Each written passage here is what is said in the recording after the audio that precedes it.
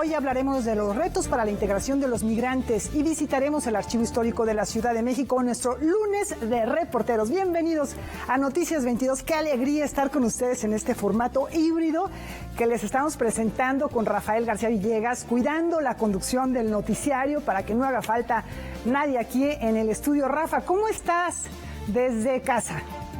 Mi querida Laura Barrera, muy contento de saludarte, como bien refieres, en esta hibridación, que no hibernación, aclaramos, hibridación que nos obliga a la pandemia, y con el gusto de compartir con todo el auditorio la información que hemos preparado. Hola, Laura Regis, en la traducción de lengua de señas mexicana. ¿Y qué propones para comenzar, Laura? Pues fíjate que tenemos muchas cosas. Para comenzar, el 9 de marzo se van a cumplir 120 años del natalicio de Luis Barragán, uno de los arquitectos más sobresalientes del mundo, el único mexicano que ha obtenido el premio Pritzker, que es como el Nobel de la arquitectura. Y en el contexto de este aniversario, a manera de homenaje, la Galería Tetetlán va a inaugurar una muestra fotográfica. Vamos a conocer más. Con un centenar de fotografías del archivo Armando Salas Portugal, la Galería Tetetlán le rendirá un homenaje al arquitecto Luis Barragán a 120 años de su nacimiento. Por cajita y encontramos cosas maravillosas, así ejercicios que hace Barragán sobre las escaleras, sobre naturalezas muertas. Descubrí yo que creo que estudiaba Barragán más que muchos, o no más que nadie, pero sí a absoluta profundidad. Descubrí aspectos de su obra, de su personalidad, increíbles, ¿no? Incluso eso me llevó a salir de lo habitual de estudiar a Barragán solo desde su obra. La luz, el uso de colores y los espacios abiertos fueron algunos de los elementos que caracterizaron los diseños de Luis Barragán. Hasta ahora es el único mexicano que ha ganado el premio Pritzker. El jurado le otorgó este reconocimiento en 1980 por su compromiso con la arquitectura, como acto sublime de la imaginación poética. Los esperamos a esta perspectiva, a esta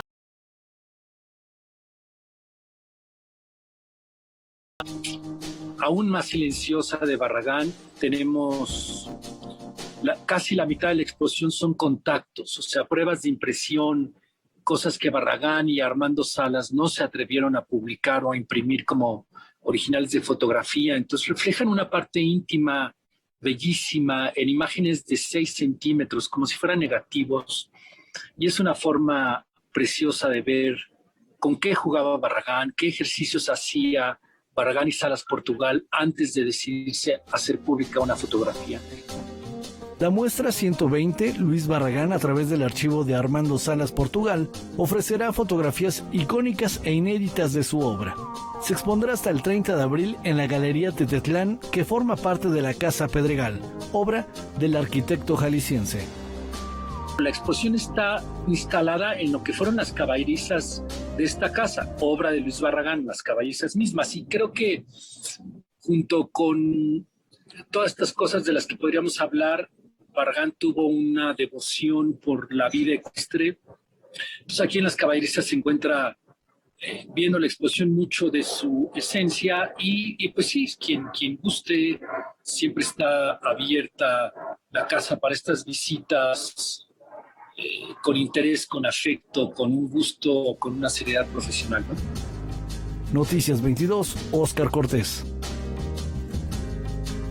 Todo un legado que ha transformado la memoria y el paisaje urbano en distintas partes del mundo. Y a propósito de homenajes, el Centro Cultural Pedregal rinde uno a Vicente Rojo con una colección de más de 40 piezas que nos permiten ver las diferentes etapas creativas de este excepcional artista plástico.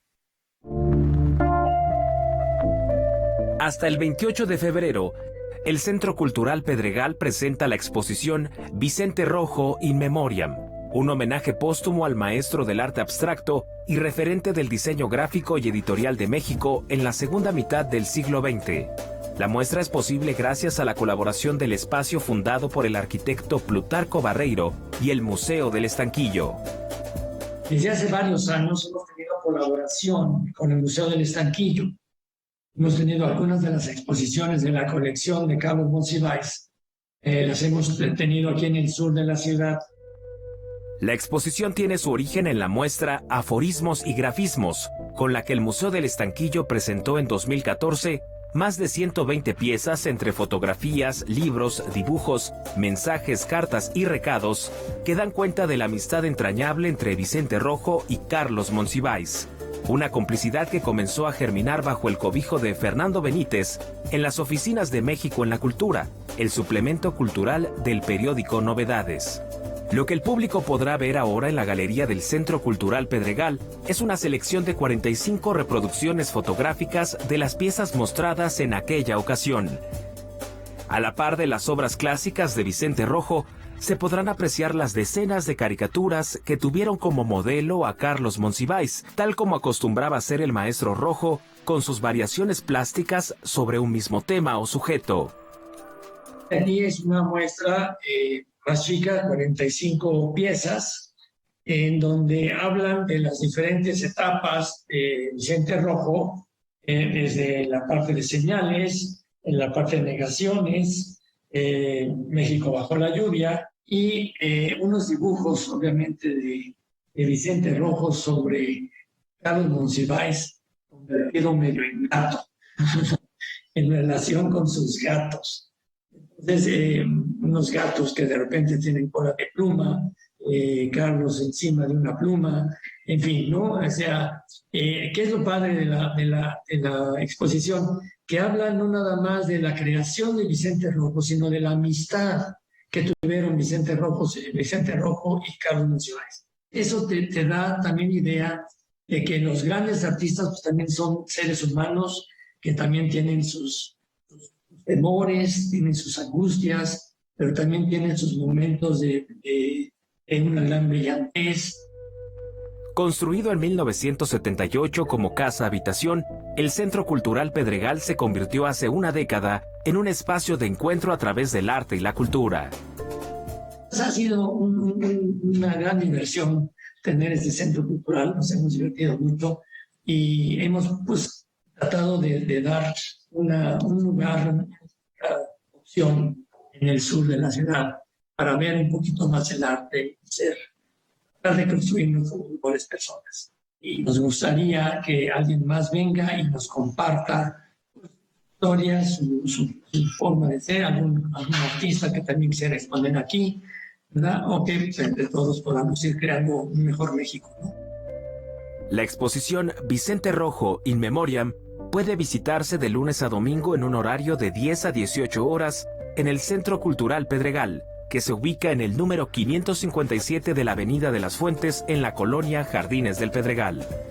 Para Noticias 22, César H. Meléndez. Con frecuencia hablamos de las subastas o de la expoliación de nuestro patrimonio cultural, pero hoy tenemos buenas noticias en este sentido para el patrimonio histórico del país. El pasado viernes 5 de febrero, el Instituto Nacional de Antropología e Historia reportó la recuperación de algunas piezas arqueológicas de México. Y bueno, de acuerdo con los peritajes, una pieza data del periodo posclásico y otra del preclásico mesoamericano. Tenemos todos los detalles, todo el reporte.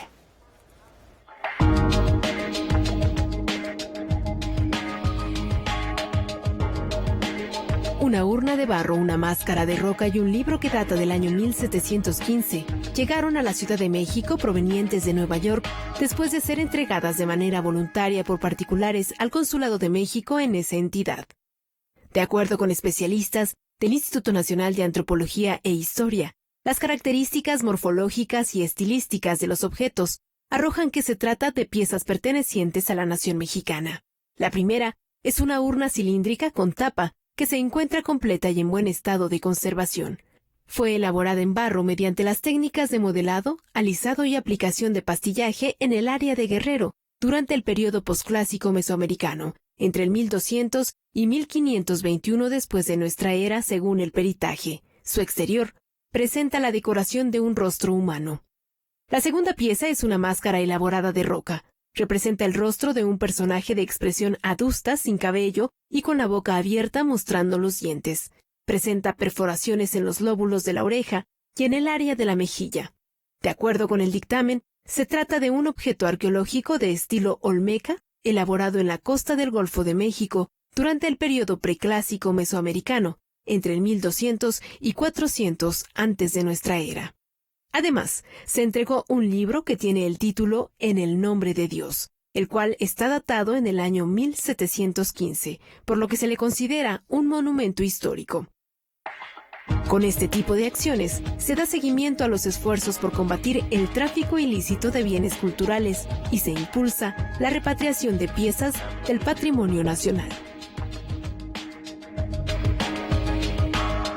Sin duda alguna, muy buenas noticias, como también lo es el ganador del premio Biblioteca Breve 2022, que fue revelado por Seix Barral.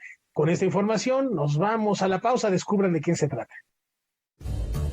Isaac Rosa es el ganador del premio Biblioteca Breve 2022 Seix Barral por la novela Lugar Seguro. El jurado señaló que el ganador hace un retrato de 3 generaciones de granujas de una misma familia que se aprovechan de las grietas del sistema en su propio beneficio. Y es que en 24 horas conoceremos la historia de Segismundo García, quien busca compradores de búnkers, pero que a pesar de sus esfuerzos siempre fracasa en su deseo por ascender socialmente. Es una novela que atrapa e incomoda, que refleja desde la ironía y la controversia el momento de incertidumbre de la sociedad actual.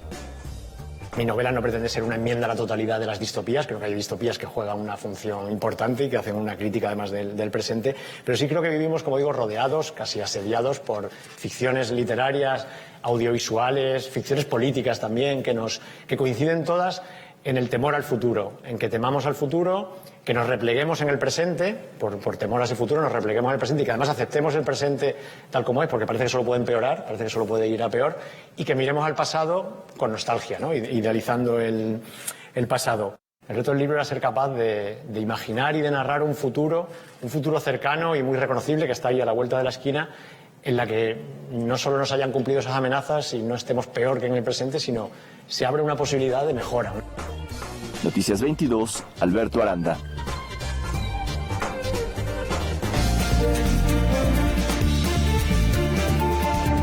En la editorial de este lunes, la presidenta del Colegio de México, Silvia Giorguli, nos habla sobre los retos para la integración de los migrantes. Vamos con ella.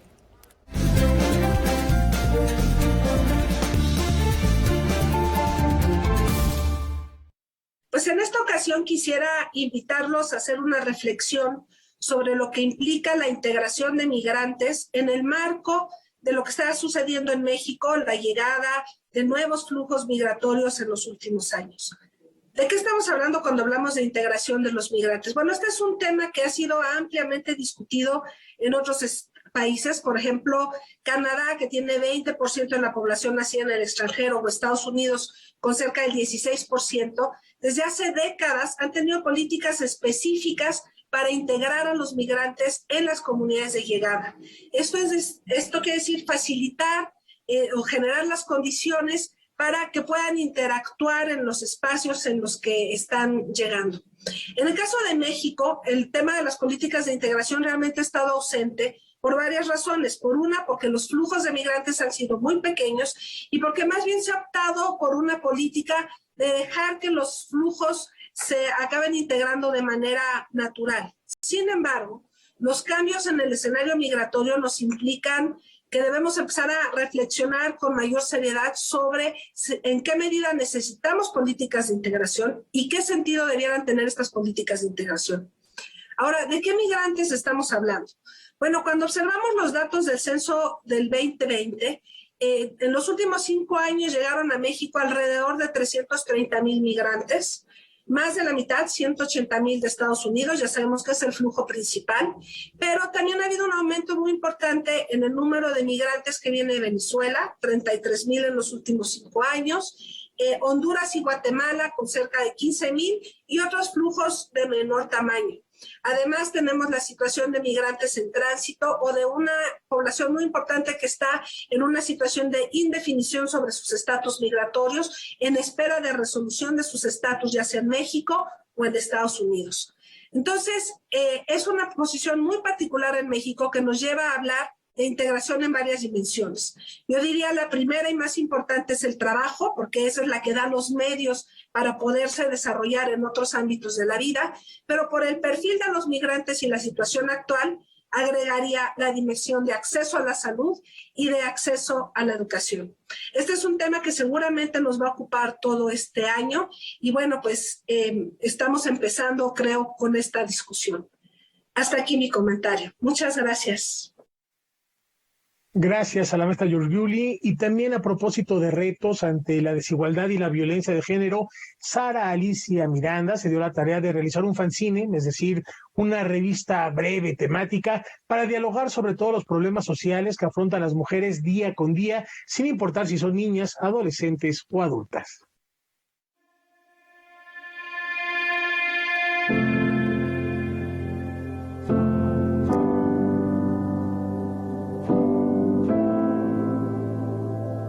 Generamos la propuesta de Ellas Fanzine, donde tiene justo esta intención de poder divulgar información y sobre todo para que otras mujeres, otras niñas, otras adolescentes puedan justo darse cuenta de que no están solas y que hay otras mujeres que también tenemos estas problemáticas y que también te puedas sentir identificada y acompañada con estos textos y estas ilustraciones. Entonces, pues la intención es esta, que a partir de estas ilustraciones que van a abarcar la niñez, la adolescencia y la adultez joven, podamos ver reflejados esos desafíos que nosotras nos vemos reflejadas. Contestando una pregunta que es justo eso, ¿no? Frente a qué desafíos te has enfrentado como mujer en México y en el mundo que te rodea.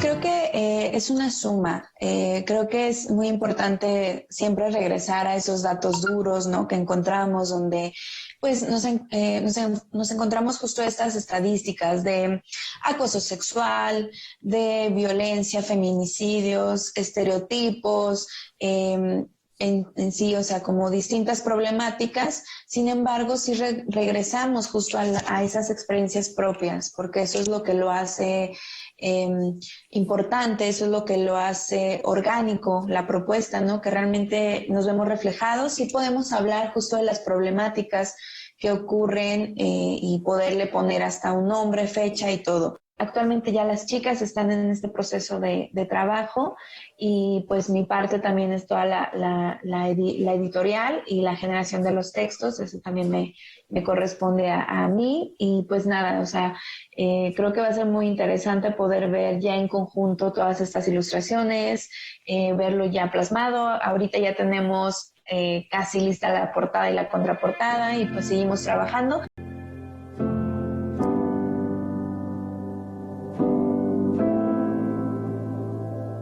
Antes de la pausa, les informamos del lamentable fallecimiento de Carlos Martínez Rentería, escritor, periodista, editor, activista, que fue fundamental para la contracultura mexicana, la difusión de la misma, la generación de muchos debates. A Martínez Rentería se le recordará siempre por ser cofundador de la revista Generación.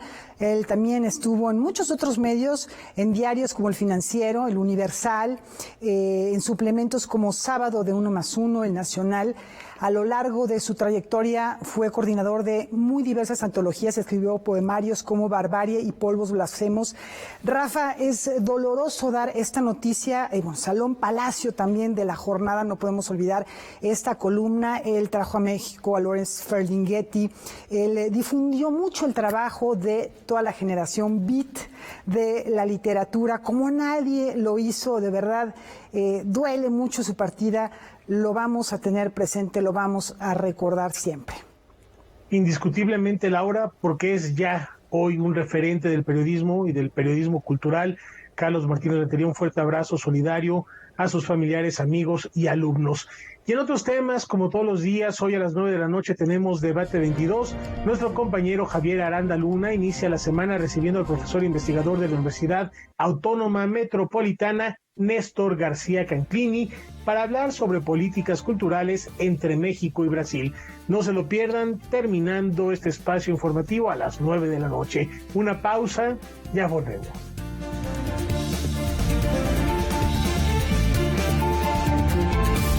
Un día como hoy, pero de 1812, nace Charles Dickens en el Reino Unido, uno de los escritores más sobresalientes, no solo de la época victoriana, sino de la literatura universal.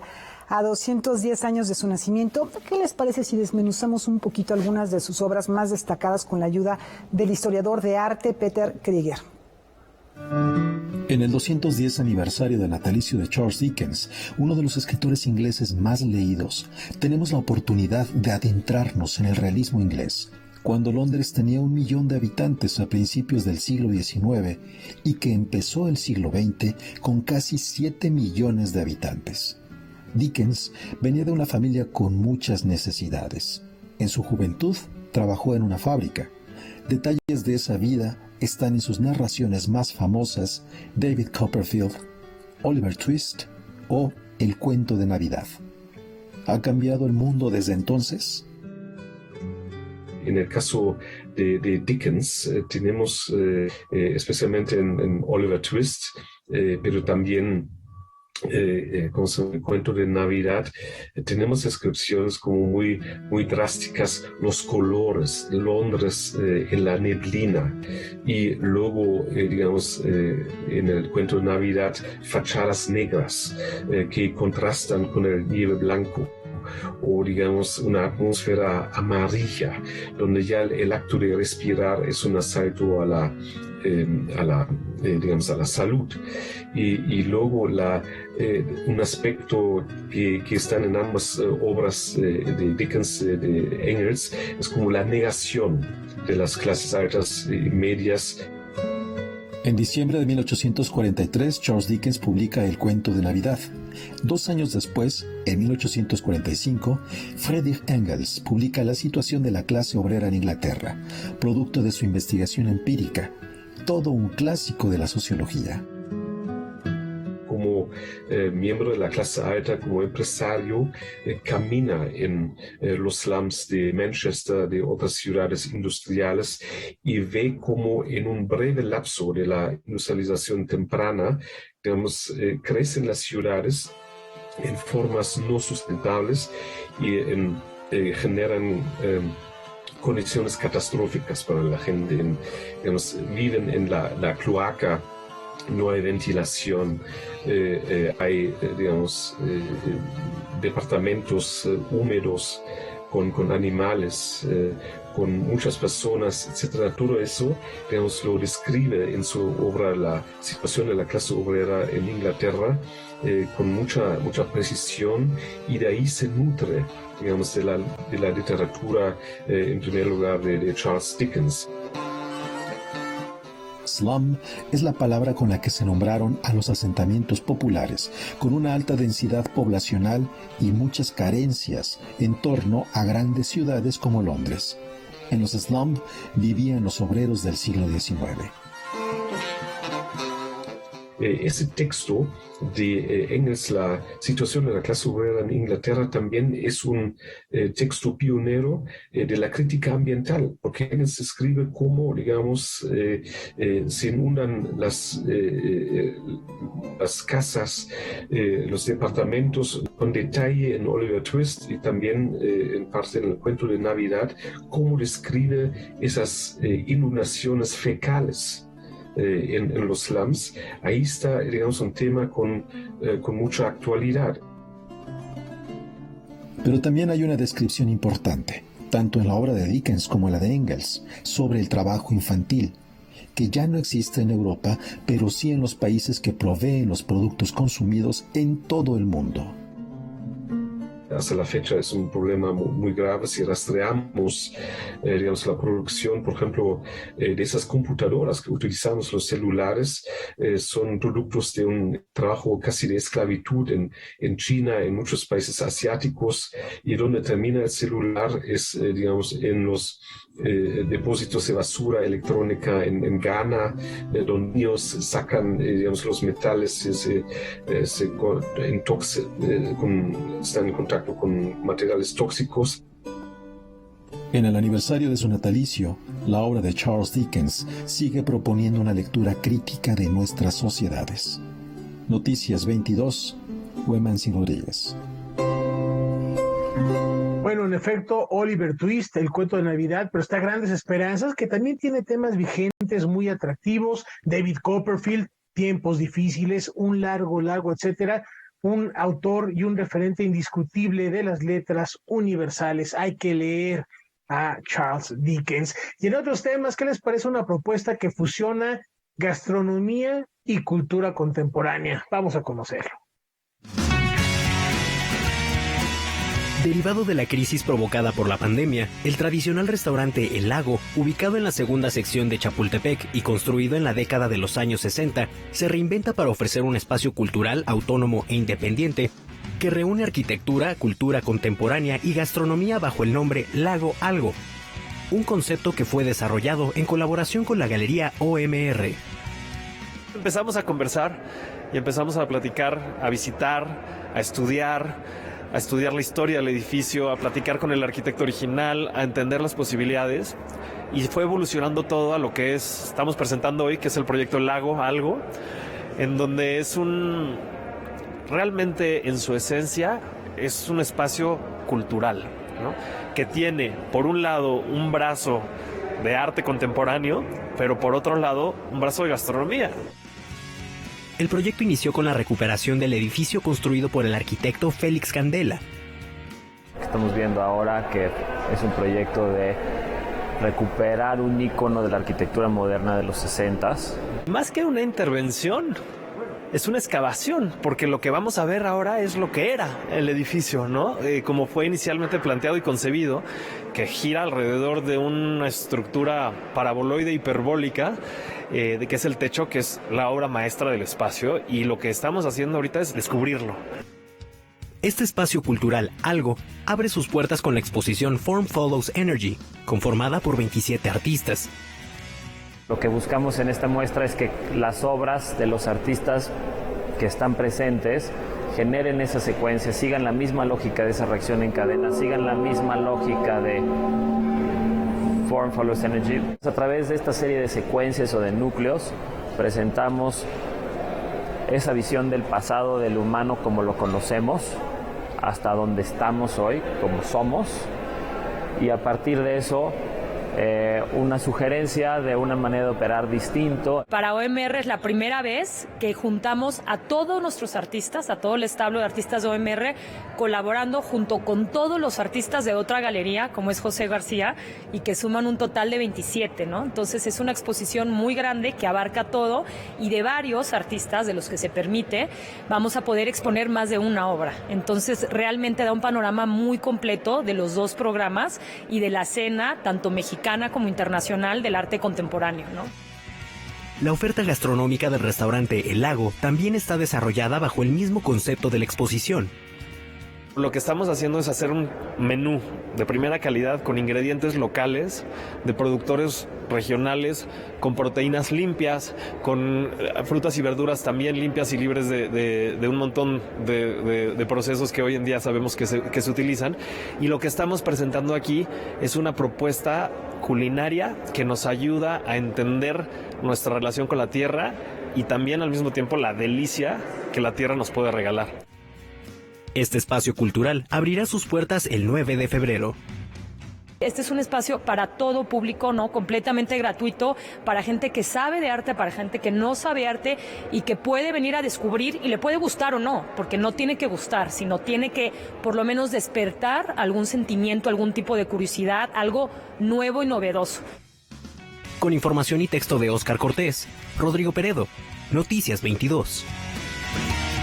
No, pues sí se antoja, la verdad. Ojalá que pronto tengan la oportunidad de ir a disfrutar el arte y, bueno, la gastronomía, una propuesta muy interesante. En otros temas, recientemente les comentamos que Jorge Volpi dejó su cargo como coordinador de difusión cultural de la UNAM para desempeñarse como director del Centro de Estudios Mexicanos de la misma Casa de Estudios, pero en España. Hace algunas horas, el escritor y gestor cultural tomó posesión durante un acto en la sede del Instituto Cervantes de la ciudad de Madrid. Vamos allá con nuestra corresponsal Francina Islas. En público al nuevo director del Centro de Estudios Mexicanos UNAM España. Esta mañana se presentó al escritor mexicano Jorge Volpi como director del Centro de Estudios Mexicanos de la UNAM en España. Durante su presentación, el autor del Fin de la Locura recitó versos de las variaciones sobre el tema mexicano de Luis Cernuda.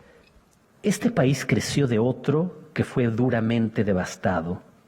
¿Recuerdas quiénes lo devastaron? Los mismos que después, con cuidado y desvelo, trataron de revivirlo a su manera. Mi gente. Entonces, lo que te acerca hacia él, ¿acaso no sea sino una forma sutil retrospectiva de orgullo nacional?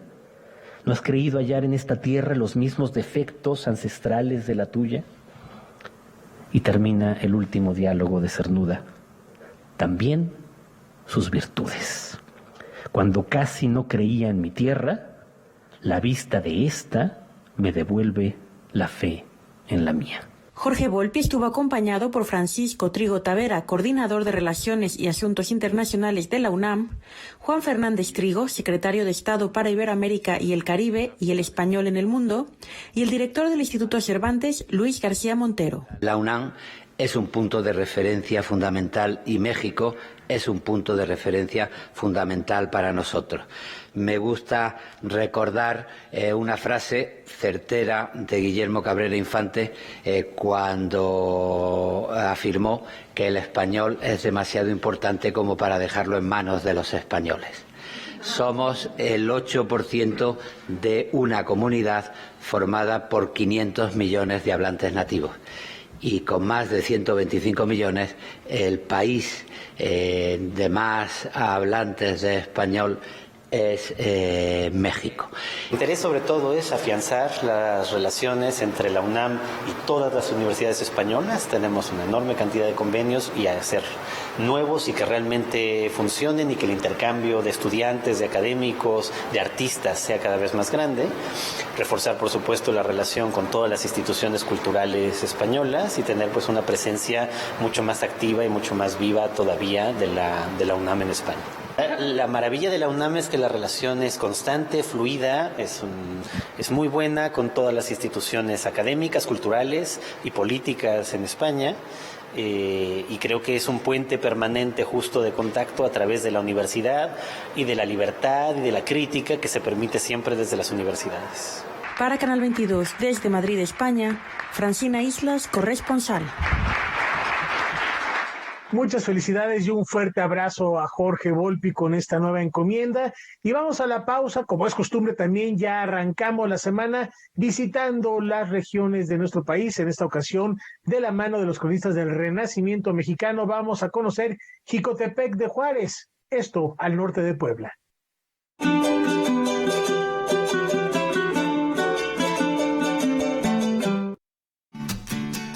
Jicotepec de Juárez, Puebla. Hola a todos, mi nombre es Patricia Montoto Paredes, soy originaria de Jicotepec de Juárez, Puebla, soy licenciada en diseño gráfico con una maestría en diseño y comunicación visual por parte de la UNAM, muy orgullosa hija de Cristín Montoto Garrido, quien fuera cronista de Jicotepec de Juárez y quien lamentablemente el año pasado falleció a causa de COVID. Entre las diversas obras que mi padre dejó, digamos, ya casi por concluir, se encuentra este libro, del cual estamos sumamente orgullosos. Jicotepec, para que les cuente yo mejor, es un lugar ubicado en la Sierra Norte de Puebla, pertenece a la Huasteca Poblana. Es un lugar húmedo, por lo mismo se pueden imaginar que es un lugar con mucho verdor, con una vegetación envidiable, con frutos y con café. Jicotepec es característico por tener ser uno de los productores de café más importantes del país, teniendo incluso premios a nivel nacional e internacional en cuanto a su cultivo. También pueden probar la deliciosa bebida de la cáchul, de la flor de la cáchul, que es un delicioso vino dulce y de verdad que combinado con algunos otros jugos y demás es delicioso. Además, digo, tenemos las galletas esponjadas, tenemos el marquesote, muchos otros platillos, el pascal verde. Un dato que posiblemente no muchos conozcan es que Jicotepec fue capital del país, de México, en el momento en el que Venustiano Carranza fue velado ahí en la ciudad. En ese transcurso, en ese periodo, par de días, es que Jicotepec asume la figura simbólica como capital del país. Al leer ustedes este libro, el libro guía de Jicotepec de Juárez, podrán conocer un poco más acerca de todos estos lugares, de todas estas costumbres, de todo lo que se puede disfrutar en Jicotepec. Les invito tanto a visitar Jicotepec y a visitar las páginas del libro guía de Jicotepec de Juárez en la voz de Crispín Montoto Garrido. Muchas gracias.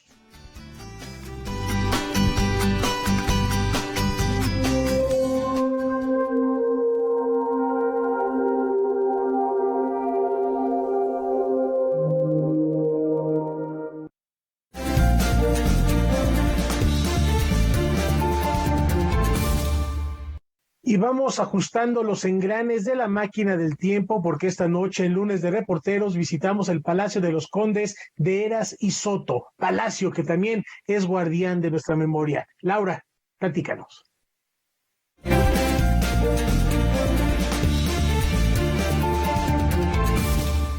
Pues estamos con Óscar Cortés. Qué gusto saludarte, Óscar, para platicar acerca de este palacio que, bueno, como inmueble tiene un valor histórico muy importante. Nos vas a contar en la primera pieza de qué se trata. También su contenido, el valor que tiene como memoria, así como lo acaba de mencionar Rafa. Y finalmente la actualidad. ¿Qué se está haciendo en estos días? Platícanos de la primera pieza, de esta imagen que tenemos de un sitio que ha tenido diferentes etapas y que fue restaurado, que además pues se tuvo que actualizar para poder recibir el archivo histórico de la Ciudad de México. Así es, Laura. Bueno, pues vamos a iniciar por conocer este edificio que es del siglo XVIII.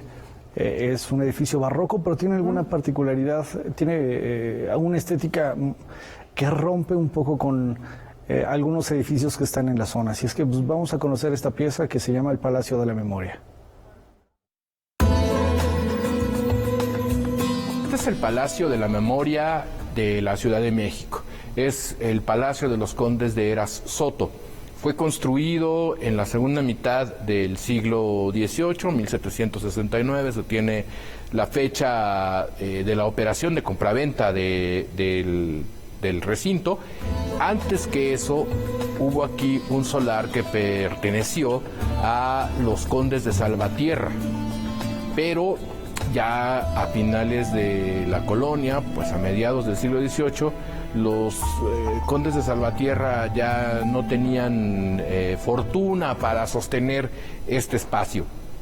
Y entonces lo compró el principal platero de ese momento, Adrián Jiménez de Almendral, de origen sevillano, y construyó aquí esta casa señorial, que es un palacio porque tiene un salón del dosel, porque tiene unas instalaciones que le permitían tener una vida realmente señorial. Como pueden ustedes ver, pues es una perla barroca que tiene unas decoraciones muy impactantes, tiene unas arquerías y unas galerías que son magníficas por su constitución, caprichosas, no están sujetas a una norma, digamos, absolutamente racional como la pensaría un arquitecto actualmente, sino que se dieron el lujo de hacer un arco más grande que el otro sin ninguna razón, en fin, ¿verdad? Una escalera preciosa que es una joya. Y la decoración exterior también es de gran relevancia. Tenemos detectado que es la única casa señorial de Ciudad de México que tiene como decoración en la esquina un motivo pagano. Durante el siglo XX se fue deteriorando y en 1979 fue comprada por el gobierno del departamento del Distrito Federal, que formaba parte del Ejecutivo Federal, y restaurada.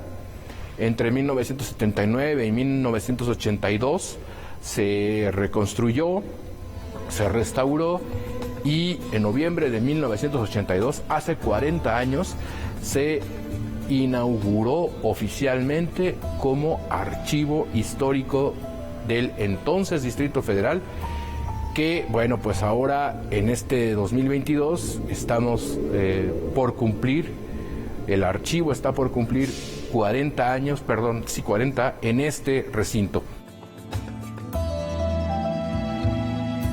A quienes hayan visitado la Ciudad de México, conozcan esta zona del centro histórico de la Ciudad de México, es Donceles, Oscar, y República de Chile. Es una esquina, es un edificio que llama mucho la atención por su arquitectura, por esta fachada de tezontle y pues estos elementos labrados. Realmente es un edificio muy bello y que bueno, pues tiene una historia muy interesante, ahora completamente modificado, porque recibir documentos no es una tarea fácil desde el punto de vista del resguardo, que se conserven. Seguramente pues ha sufrido muchas adaptaciones para poder llegar a ser un archivo. Sí, así es. Bueno, desde que el gobierno de la ciudad, bueno, en esta parte, en lo que era antes el Distrito Federal, lo compró, lo adquirió para justamente resguardar todo su archivo histórico. Y bueno, cumple este año 40 años de resguardar más de 1.200.000 documentos. Y vamos a ver la siguiente pieza porque probablemente no encontremos a veces muchos objetivos de ser tanto papeleo, por ejemplo, en las delegaciones, ¿no? Pero vamos a conocer un poco este archivo que contiene y que resguarda justamente la historia de todos los trámites que se han hecho en la Ciudad de México, y es muy interesante. Vamos a conocerlo. Los muros del Palacio de la Memoria resguardan casi 500 años de historia a través de 1.200.000 documentos.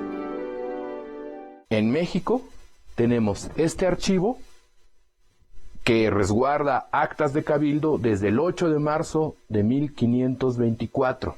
El archivo se va formando en el ejercicio habitual de las funciones y atribuciones de las instituciones. Por ejemplo, uno va y hace una solicitud ante, en este caso, la alcaldía actualmente, y en la alcaldía le piden a uno unos documentos que acompañen la solicitud, llenan unos formatos, etcétera, y así se va conformando un expediente, ¿verdad? Los alcaldes y sus concejales tienen acuerdos, y esos acuerdos se van anotando en unas actas, y esas actas se van acumulando. Bueno, así nació este archivo. Estos archivos están divididos en 7 fondos: el Ayuntamiento de la Ciudad de México, municipalidades, Gobierno del Distrito Federal, cárceles, Planoteca y Archivo Personal de Esperanza Iris. Están una colección de más de 26,000 planos, croquis, mapas, que son preciosísimos, y también ilustraciones, carteles de teatro, por ejemplo, del siglo XIX, carteles de cine, de principios del siglo XX, en fin, de toda la vida cultural de la ciudad. Este registro de la vida cultural, político y social de la Ciudad de México tiene en resguardo la cabeza de la escultura de la Victoria Alada, mejor conocida como el Ángel de la Independencia, que se cayó en el terremoto de 1957. A través de los archivos se ha logrado identificar la llegada de las bicicletas y la proliferación de las biciescuelas en el siglo XIX, así como el registro de inventos como el juguete volantín azteca, entre otras joyas. Nosotros consideramos que cada uno de los documentos es un tesoro, porque todos son insustituibles e invaluables. Pero indudablemente que tenemos como un objeto de gran veneración el acta más antigua del ayuntamiento, porque es como si fuera un sustituto del acta de nacimiento de la ciudad, ¿verdad? Hay documentos también que son muy valiosos, como aquel plano que se encuentra al fondo, que es un plano del ingeniero Diego García Conde, capitán de dragones, de la década de 1790 que dibujó con gran precisión, sin las herramientas que tenemos hoy, la entonces Ciudad de México y conformó un callejero magnífico que nos sirve para orientarnos en las búsquedas, en las investigaciones. Valoramos también, son muy notables los dibujos que se conservan, los carteles que se conservan con gráfica de José Guadalupe Posada. Noticias 22, Óscar Cortés. Pues el equipo del Archivo Histórico de la Ciudad de México ha trabajado durante esta pandemia, ya prácticamente a lo largo de estos 2 años, en digitalizar el mayor número de archivos para que el público tenga acceso a estos documentos. Entonces, la siguiente pieza va acerca de la digitalización que está haciendo y que es el trabajo más actual del Archivo Histórico de la Ciudad de México. Los archivos no pueden ser útiles si no existen los instrumentos de consulta. Nosotros lo que decidimos fue echar a andar un inventario en línea, un inventario digital en línea. Para poder modernizar la consulta de los archivos, se tomaron en cuenta todos los esfuerzos previos por mantener un orden, una catalogación adecuada, así como su descripción. Y cuando llegó la secretaria Vanessa Borges a finales de 2020, principios de 2021, pues nos dio todo el apoyo para que echáramos a andar este proceso de digitalización, que no quiere decir solamente escaneo. Ojalá y la digitalización se quedara solo en el escaneo, no. Hay que procesar la información, vincularla con los instrumentos de descripción y además adecuarla para que pueda correr libremente en la red y además tener los respaldos en servidores de la ciudad. Durante 2020 y 2021, estuvimos trabajando en preparar estos instrumentos de consulta y afortunadamente en los últimos meses de 2021 pudimos poner en línea el inventario electrónico del Archivo Histórico de la Ciudad de México con 843,000 registros para que la ciudadanía pueda buscar los más diversos temas de investigación. Historias de los pueblos, de las calles, de las colonias, de oficios, su historia personal, porque también hay nombres, muchos nombres imbricados en toda esta historia. Actualmente trabajan en la digitalización de imágenes para ofrecer a través de la página de búsqueda el mayor número de datos vinculados. Y ya en próximas fechas, yo espero que ya muy pronto, vamos a comenzar a hacer las ligas de la descripción que podemos consultar, que ya nos aparezca el expediente y se pueda hojear electrónicamente. Pues es una herramienta de acercamiento a la ciudadanía, cuyo ciclo se va a empezar a cerrar próximamente en cuanto comencemos a ligar las imágenes digitalizadas con la descripción. Es un gran sueño, pero me parece que es algo que va a beneficiar la investigación y, como decía, el autoconcepto de los ciudadanos de la ciudad que lo tiene todo. Noticias 22, Óscar Cortés. Bueno, prácticamente está toda la historia de la Ciudad de México, Óscar, con lo que nos estás comentando y lo que acabamos de ver, porque si es de 1524, estamos hablando que la Ciudad de México se funda en 1521, hasta la creación propiamente de las alcaldías, sustituyendo a las delegaciones con la Constitución de la Ciudad de México en 2016, pues es toda la historia. ¿Quiénes acuden y quiénes pueden hacerlo para pues diferentes fines? Puede ser investigación, puede ser hasta recreativo, ¿no? Sí, fíjate que los principales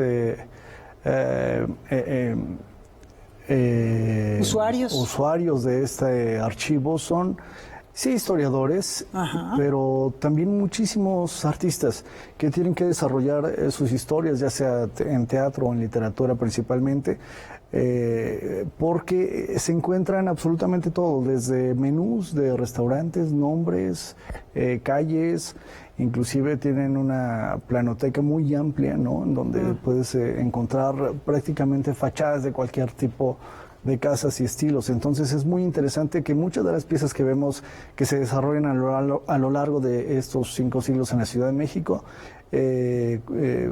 seguramente fueron a revisar algunos documentos de este archivo. Sí, porque bueno, estamos hablando de que todos los trámites están ahí, a lo mejor los más recientes no nos parezcan tan interesantes, pero cuando hablamos ya de estos 5 siglos, pues la verdad es que es muy, muy atractivo. Vamos a estar muy al pendiente para que en cuanto empiece la digitalización les podamos informar y bueno, pues echarse un clavado, Oscar. Claro. Y pasarse un rato investigando, viendo imágenes, revisando documentos. ¿Qué te parece, Rafa? Suena atractivo, ¿no? Fascinante, una gran propuesta, mi estimado Oscar, la historia, resguardando la historia, como bien refieren, cuando se va a visitar este recinto, aunque vas a buscar la historia, estás caminando en la misma, estás respirando la misma historia. Vale la pena visitar este archivo. Muchas gracias por la recomendación y la investigación de esta noche. Y nos vamos a despedir a propósito de memoria, rindiendo tributo a la del gran compositor Rubén Fuentes. Falleció este sábado a los 95 años, autor entrañable, parte de la memoria sentimental y colectiva de México, los grandes éxitos de Marco Antonio Muñiz, los grandes éxitos de Pedro Infante, 100 años, La Viquina, y esto que interpreta Fernando de la Mora, con lo que nos despedimos y nos recordamos. Muchas gracias, hasta mañana. Buenas noches.